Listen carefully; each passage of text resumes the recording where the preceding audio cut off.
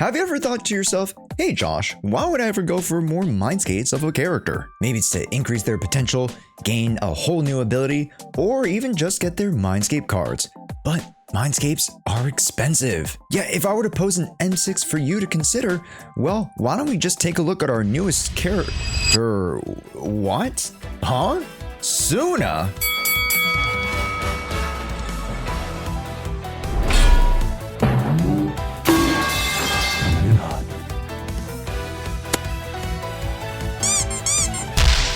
I'm going to commit great crime.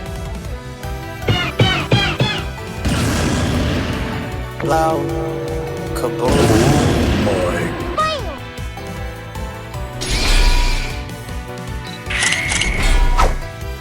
Hello?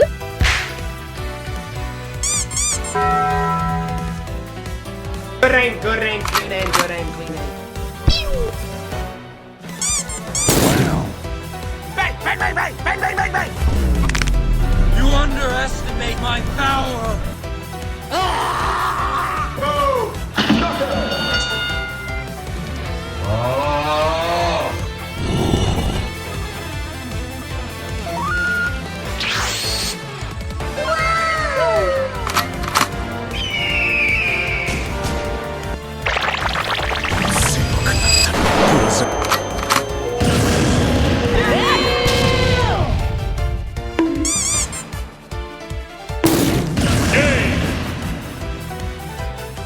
Hey folks, this is a new type of video on the channel where we are trying out M6 characters. And currently this video was released for members only. Here on YouTube, we're going to be releasing more early content with a bunch more perks like emotes and other fun access to the content like VOD reviews to help you improve your gameplay. So if you'd like to get closer to the fun, make sure you guys check out our YouTube membership down below. By the end of March, our goal for the YouTube channel is to hit 100 YouTube members, which I think would be an amazing jumpstart for the community. Now let's first get into why I'm doing an M6 Suna showcase. And if you didn't see the disclaimer at the beginning of the video, because Gacha Player reads, this is not in promotion of the M6 specifically, nor am I here to suggest anyone pull for M6 or even mindscapes in general. I know the F2P community can be a bit touchy around this type of content, but just know that this video is purely made for fun and is coming from the creative early access server, so no polls were actually hurt in the making of this video. So this character out of many units is quite special,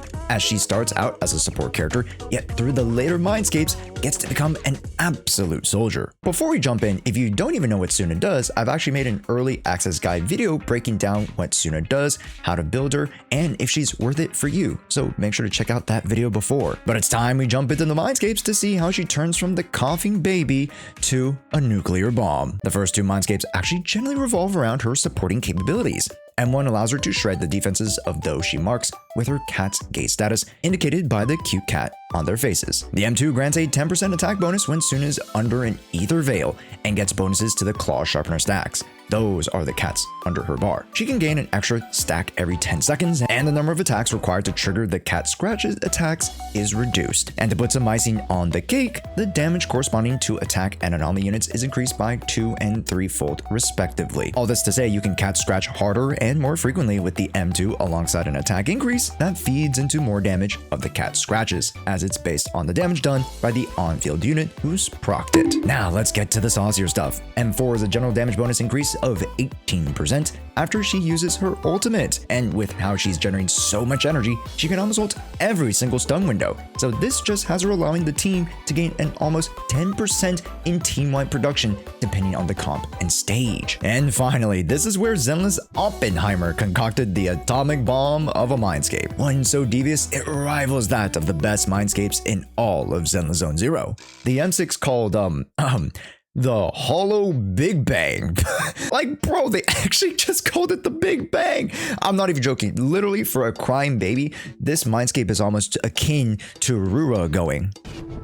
Freeze. Doom. Doom? Doom? Doom? What in the world is Doom?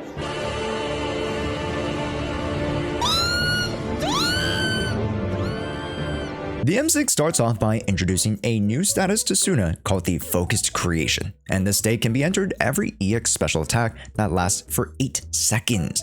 While in this state, all attacks by Suna are guaranteed to crit, and the crit damage increased by 0.03% of her initial attack up to 105%. Meaning if you do have your initial 3500 attack from her capped out core bonus, you'd have your exact 105% crit damage bonus for Suna. Yeah, that's not all, folks. When in the state, you gain super armor and ignore 40% of incoming damage. Then let's get to the bigger question, Josh. I actually did watch your early access guide to Suna, and if I remember correctly, Suna can't actually attack her own cat gaze stacks. So how is she going to be an on-field DPS? Well, the M6 circumvents this, as within the focused creation state, Suna can trigger Cat's Gaze and the damage will be calculated as if she were an attack character. And during this state, if you were to use up the Cat Scratch, a Claw Sharpener is immediately consumed and reapplied, meaning if you are diligent about how you generate your Cat Scratch stacks, you should be dishing out damage like this all the time. And lastly, when in focus creation state, damage dealt when any squad member triggers the Cat's Gaze will increase by 50%. So this will be quite impactful when you're doing some quick swap shenanigans. And in review, with the M6, we are upgrading our damage from the Cat Scratch by 21% defense shred, 10% attack, to 100% damage multiplier, 18% total damage bonus, 50% Cat Scratch bonus, and 105% crit damage. That is absolutely nuts. Hey folks, it's Posted Josh here to tell you about the sponsor of this video, LD Shop. Now, LD Shop has been gracious enough to provide us with some fun perks while we top up to 35% off of our favorite games. Almost any mobile game you play can be found here with bundles for bundles. Wait, that's kind of genius. And off of your first purchase, LD Shop wants to make you a customer for your gacha stay. So they're giving you a top up starting at 22%. All you need to do is take your ID, region, and enter your payment method, which they have it all, and boom. Yeah, you can't miss out on even more savings because I have an additional 15% off code if you use the link below with an extra 5% coupon for later. Take a look at the Internet passes. They are $3.60 versus your regular $5. That money adds up, folks. Well, make sure to drop by LD Shop by clicking the link in the description for exclusive perks and discounts. And thank you to LD Shop for sponsoring this video. Whew, and boy, is the damage absolutely crazy. And to see a small-sized catmate swinging around a hammer dealing damage numbers that rival Thor, the god of hammers. If you know about this comic series, let me know down in the comments below. 10 social credits to you, and hey, I just need more comic fans in our community. But anyway, Suna becomes an absolute juggernaut and one of the best and even most consistent DPSs in the game. But for those bold enough to get here, how do you build her? Well, I've been toying around with a few builds and have been inspired by some interesting alternatives. But personally, the best output for a character of this caliber, unfortunately, can only be her main support set. But why is this? Well, it's because no one in the team is going to be able to supplement the 18% extra team damage bonus unless it's her. Well, the energy regen needed to keep this girl up is astronomical, to the point where even if she's on field, she is one of the grubbiest characters in the game when it comes to energy. And since she needs it to maintain the 8 seconds burst of DPS, you're more than likely going to want to stick with your 4-piece Moonlight, whilst also running 2-set ER. You can run attack, but you need to be careful when in non-stun rotations, which if you have a quick swap comp ready for this, it actually can work out quite well. Main stats for the drives are attack, crit damage. Yet, if you can reach the 3500 breakpoint with your initial build, going 2 attack piece and main slot 6 ER, I would suggest you do that. It's all about maintaining the baseline ER generation and also the 3500 attack, then fitting any crit damage if possible, because remember, she's always going to be critting in the state. As far as W engines, we can't recommend anything better than the signature, the Thought Bop, as it provides the strongest attack buffs while also rocking the best ER. Again, the baseline calcs done earlier for the builds are such where we do include the signature. Yet, don't think I haven't done the calcs on baseline pure theory crafting as well. The Astral Voice would actually be an amazing option, or even a potential Hormone Punk. But the issue is that we are missing one key piece, and that's a faction unit. See, we could technically add an attacker, but that would not be our best option here. But before I reveal the key to unlocking Suna's even further potential, hey, let's talk teams. Hey, thanks holding suspense, Josh. The teammates that I've tried out here are as follows: Suna, Trigger, and Orphe for the attack condition, as well as her being the best off-field buffer available, making this pairing absolutely nuts. And with how consistent you'll be auto-attacking with Suna, Trigger gains a ton of aftershock potential from this. Next, and this might surprise you guys, would have to be the mono-physical comp with Jane-Do and Jshoea. And you might be wondering, Josh, how is this comp possible? You're missing out on the stun damage multiplier additional passive. The run isn't maxed out. Well, who decided that? Because now with the ability to pop more consistent assaults with Jshoea and Jane-Do, contributing some EX specials and Sao Cao jumps, it makes the team extremely consistent, as you're going to be able to generate extra cat scratches from anomalies as per the core condition, alongside a Jane M2 that shreds more defense and deals 50% more crit damage.